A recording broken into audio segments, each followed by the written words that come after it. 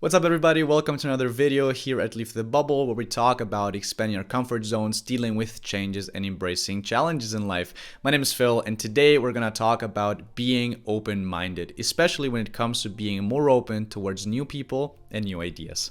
Now, being open-minded can be defined in multiple ways. It could mean to be unprejudiced or unbiased. It could mean a willingness to consider new and different ideas or perspectives. It could mean being empathetic to others, but it could also mean to try new things and expand our habitual way of seeing the world. Now, why is this so important? Well, because it's incredibly vital to look beyond our daily routines, to leave our bubbles, and to take in what the world truly has to offer. Especially in this day and age where everything is connected and we're constantly being exposed to external sources of input, thinking critically is paramount. And this goes both ways. Either we realize that our previous way of thinking was flawed or not entirely thought through, or we just don't agree with this new idea that has been presented to us. It really doesn't matter which way we go and whichever way we decide, the process is what matters. And the only way to truly decide which way we'd like to live, with whom we'd like to be surrounded by, or what we'd like to have for dinner, is to absorb new ideas, surround ourselves and engage with new people,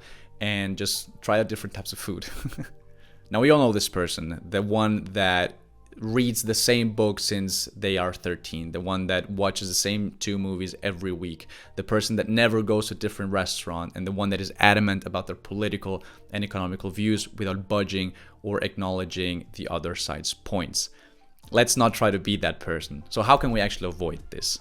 Well, one thing is for sure, being open-minded is not always easy. As a matter of fact, it requires a lot more brain power and energy to be open-minded, because when we are weighing and comparing 2 or multiple different concepts at the same time.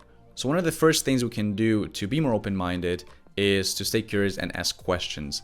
Now, this can be either used to challenge our own ideas or to learn more about the opposition side. And asking questions and learning more about these new ideas helps us to constantly keep learning, and it also helps us to fight the confirmation bias. Now, what is that? The confirmation bias is when we disregard the points that discredit or disprove our personal beliefs, but only focus on the ones that actually support our ideas. Now, this thought selection can be quite dangerous. So one of the things that we can do to combat this confirmation bias is to realize that it exists. So whenever we're faced with a new source of evidence and we find ourselves jumping way too quickly on it just because it confirms our previous thoughts, or we completely deny it without giving it any further thought just because it disproves it, let's take a moment, let's acknowledge it, let's reflect on it a little bit, because maybe we're jumping into conclusions because of the confirmation bias. Another thing we can do to become more open-minded is to give it time and be humble throughout the process.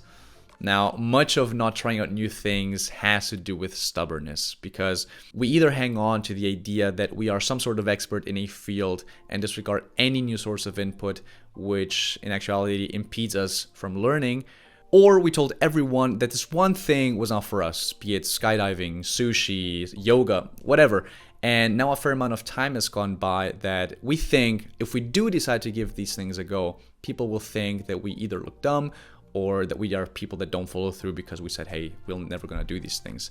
So don't worry about it. It's completely natural to reconsider sometimes, and it's completely fine to change your mind if you've thought things through and if you've acknowledged new sources of input. And it really doesn't make us look dumb in the eyes of others. It actually makes us look more progressive and open because we're willing to adapt our minds when we're faced with new evidence. So give the process time and be humble throughout it, because if we decide to do something or not to do something for that matter, it should only be because we thought things through and we weighed the pros and cons. But we're at the same time still open to change should things be different in the future. Now, being open-minded is a fantastic way to expand our comfort zones. It can help us meet amazing people that enrich our lives by accompanying us on unforgettable adventures or by telling us mesmerizing stories. It can help us learn new things and achieve personal growth levels we never thought would be possible. And ultimately, it can help us become more mentally strong because of an improved skill of critical thinking, while at the same time being optimistic because we're open towards new sources of inspiration in life. So go for it. Let's all try to be more open-minded in life. And should one of your wishes be to learn a new language or move to a new place, you might want to check out these 2 videos over here. But for now, I wish you a fantastic day, good luck, and lots of fun while expanding your comfort zone. And as always, don't be afraid to leave your bubble.